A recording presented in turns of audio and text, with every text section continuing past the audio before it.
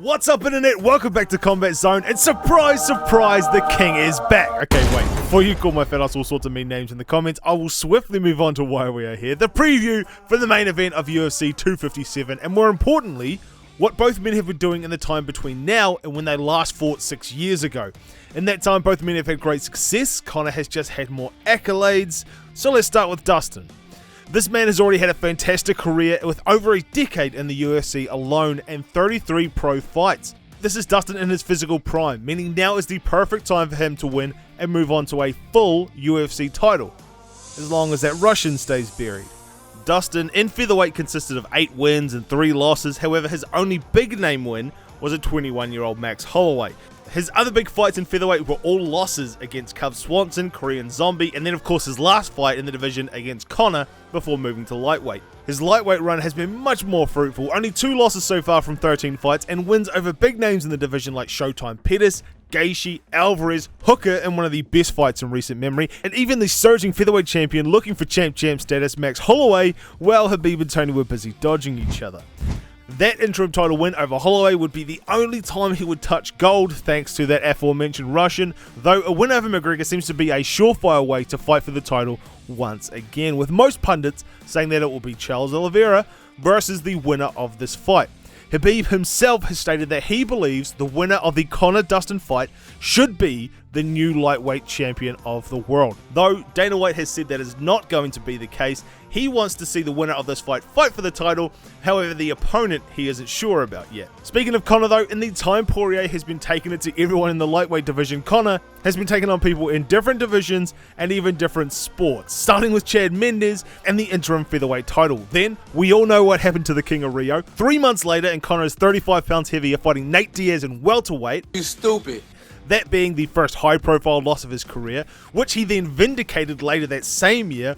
Also in 2016, Conor would have his first ever fight in UFC's lightweight division, winning the world title from Eddie Alvarez, and in doing so, becoming the first ever champ in the UFC.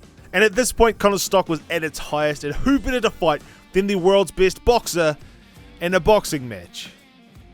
The Irishman was confident and he made bank from it, but if I'm honest, I find boxing boring, so after 23 months out of the cage, well, almost, it was time for the grudge match between Conor and Khabib, and that went, well, about as well as most people expected.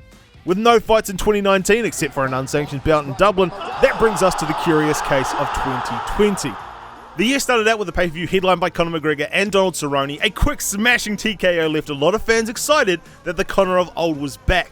And couple that with Conor in the build-up saying he was trying to learn more from his mistakes of the past and put his focus onto fighting, hoping to fight 4 times in 2020. Dana White claimed in an interview with TMZ that the Irishman was keen to fight in April for the lightweight title. He's quoted as saying, Conor wanted to do this fight at 170 because he wants to turn right around and jump right in and fight Khabib if that fight doesn't happen.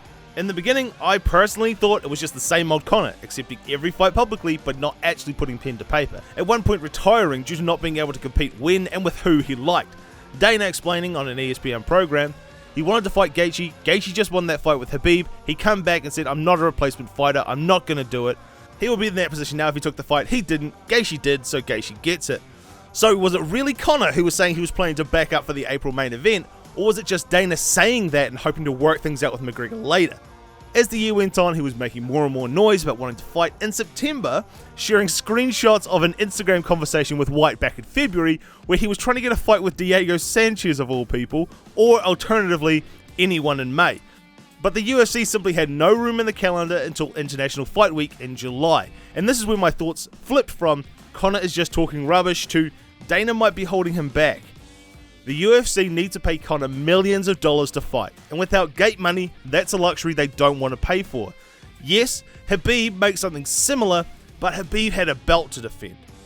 The only reason this fight is even happening now is because Conor was going to put the fight on himself. Conor offered, Dustin agreed, and a date was set for the 12th of December in Dublin, with the benefactors being both Conor and Dustin's charities, when in the final hour the UFC stepped in to say, we will put on this fight, and the rest just seemingly was forgotten. The good thing for both guys now that the UFC is putting on the fight is it's more likely to decide who's going to fight Charles Oliveira for the lightweight title, though the fight between Hooker and a former title fight backup Michael Chandler may change things, but only time will tell. In a rematch from 6 years ago between two of the best lightweights in the world, the question we have for you all is, has Poirier improved enough to beat McGregor? Let us know in the comments down below. Until next time, I've been Ray from Combat Zone, and we'll see you then.